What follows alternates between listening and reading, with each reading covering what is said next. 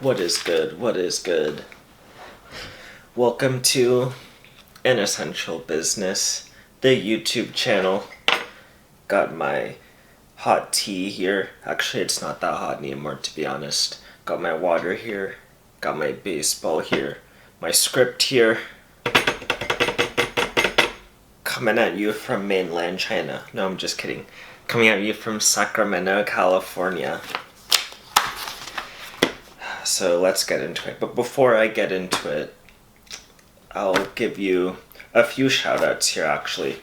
So, shout-out to the War Machine, Rodent's Revenge. That channel, definitely, I talked about his channel earlier on this. Actually, I talk about it quite a bit, I think, by now on this channel. Check out his channel. He has some good stuff, and I'm going to be tuning into that channel for sure. Oh yeah, and my bad, man. If you're watching this, I did not mean to piss you off on Discord. That just kind of happened. I'm trying to push the envelope. I'm probably trying to push it too much.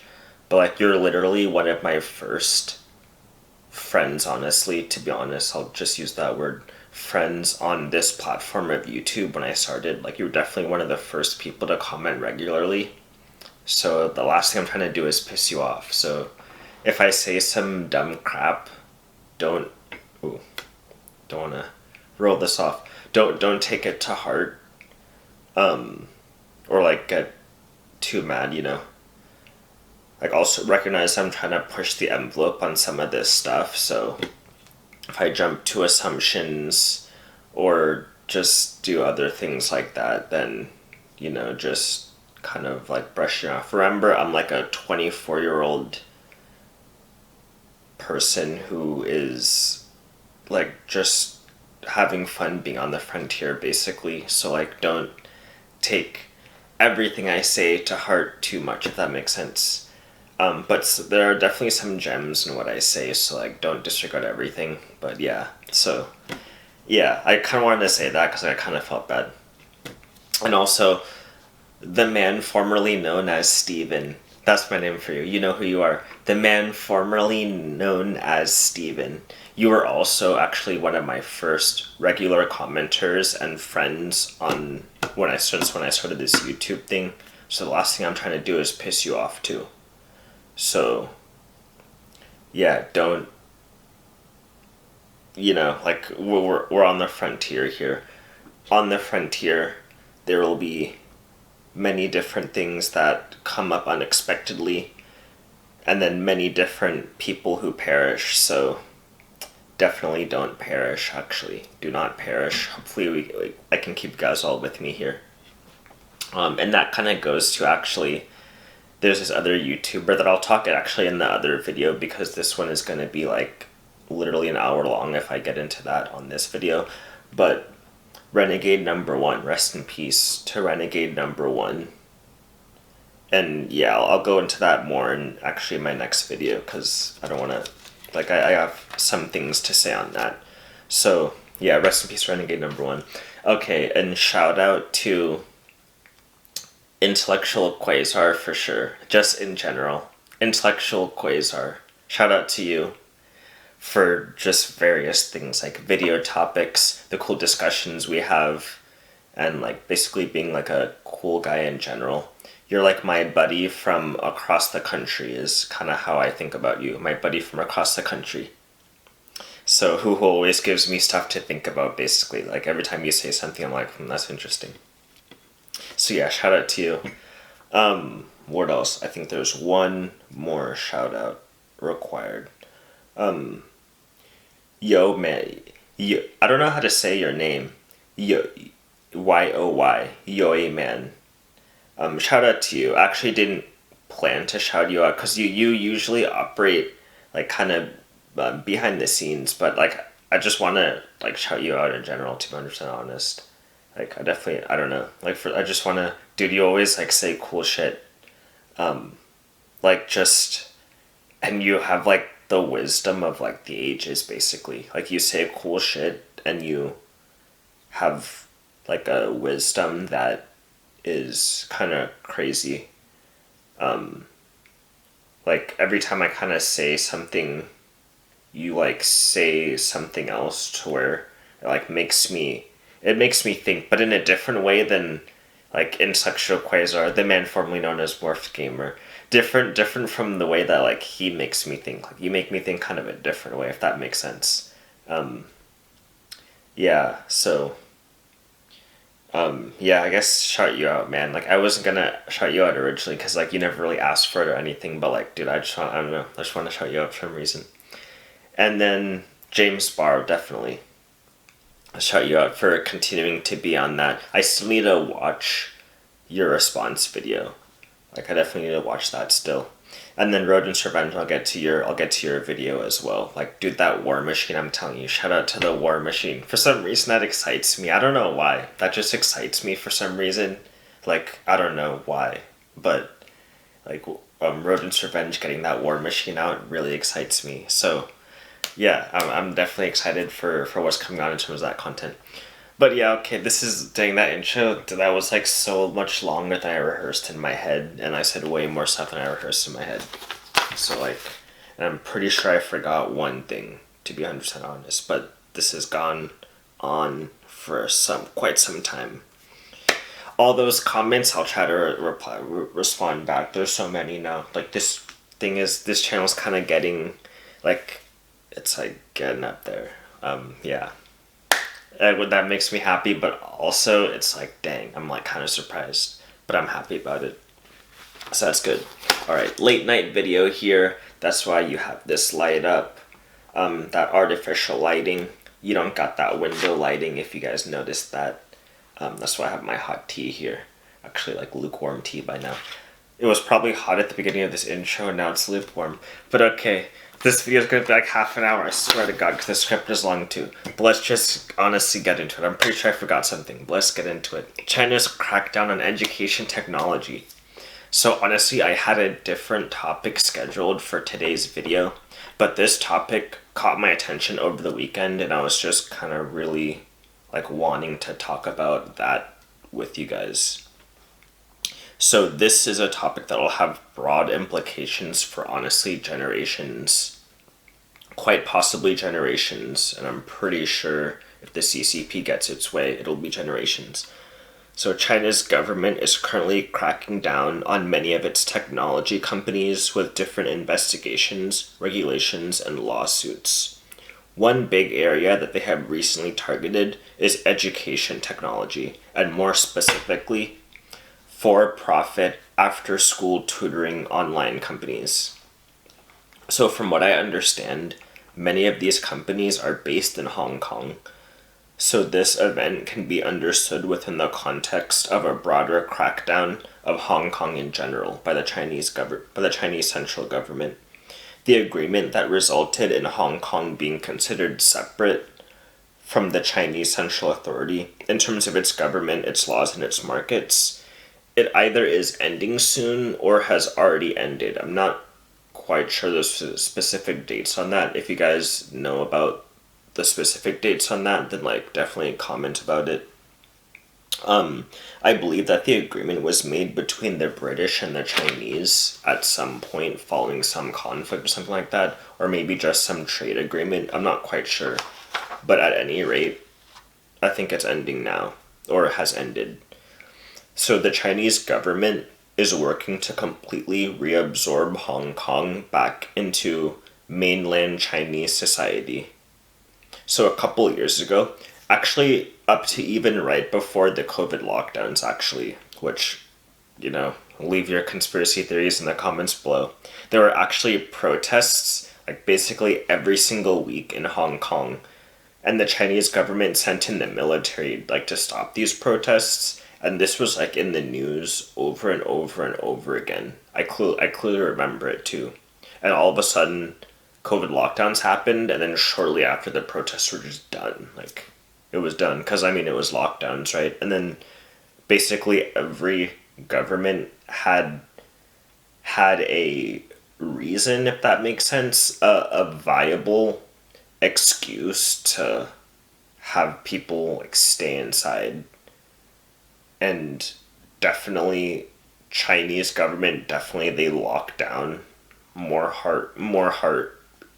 I guess harsher, if that's the word. They lock down with harsher measures than most other, if not basically every other country on the planet. So like they definitely did that in Hong Kong too. So now it seems like Hong Kong has already been physically reabsorbed by the CCP, Chinese central government, whatever you want to call it. It seems like Hong Kong has been physically reabsorbed, and now they're beginning the process of economically, financially, politically, and socially reabsorbing the territory. So many companies around the world, including United States-based companies, use Hong Kong as sort of a gateway into the Chinese markets.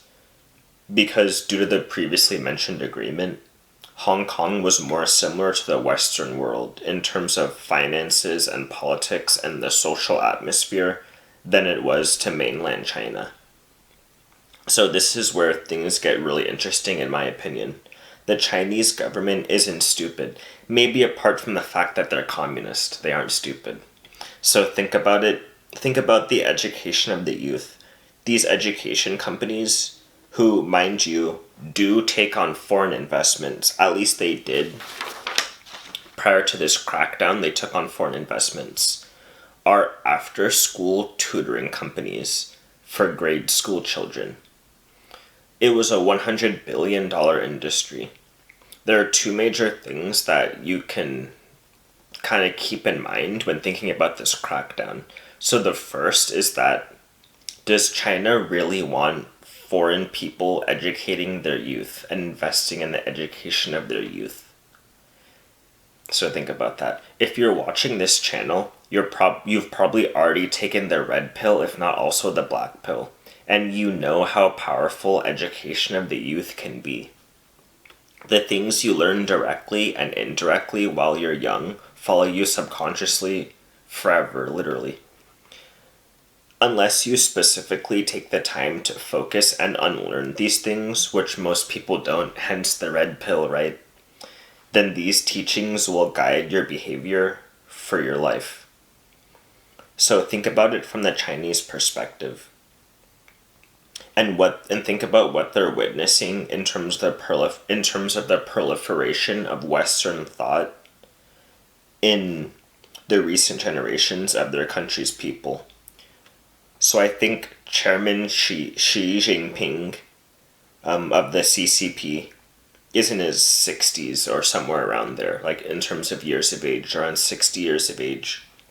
So think about that. Think about what he's seen in his lifetime. Even think about what the people in America that are currently in their 60s or older, think about what they've seen, right? And then just imagine Xi Jinping and like all the people who are really behind the Communist Party there. Think about what they've seen. Like, you know, that's nuts. So think about that. Do they want the continual Western influence and investment in the education of their youth? That's a question that I think is interesting to ponder, and we'll see their actions over time, and we'll see if that's one of the things that is behind this crackdown. That's kind of something that came to my mind when I was just learning about all of this stuff. So, you know, you guys think about it yourself. Like, I mean, they're trying to re-educate the youth here in terms of critical race theory. So I think there's a lot of people understand that educating the children for the future means a lot. Like, so yeah, I just think all that stuff is interesting. But okay, now the second major thing to keep in mind is birth rates. And I'm going to be talking about birth rates probably several times in the coming videos on this channel, because that is something that I've truly started to understand the implications of. And we're already like knee deep in the phenomenon too. It's funny because a lot of things that I kind of talk about, we're going to see more effects in the future. Like, I think a lot about, okay, what is going on that's going to affect the future. But like birth rates, we're already knee deep in that phenomenon. So this is something that I'm like I'm replaying things in my mind, and I'm thinking, okay, it makes more sense now that I have the birth rates, like, now that I have that block of information. It's almost like puzzle pieces. Now certain things make more sense, and then just things around the world make a lot more sense when I put birth rates into the picture. So I'm going to be talking about a lot of that stuff in coming videos. But so I don't know the exact number, but China is well below replacement levels, like well below. They're so far below that I was watching a documentary saying that India is going to surpass China by the end of this decade in terms of, and probably in like within the next few years. It might not even take that long for India to surpass China in terms of the most populous country in the world. And China's population is going to be declining fast because they've already done the work to do it, right? With their like one child policy, then I think they raised it to two.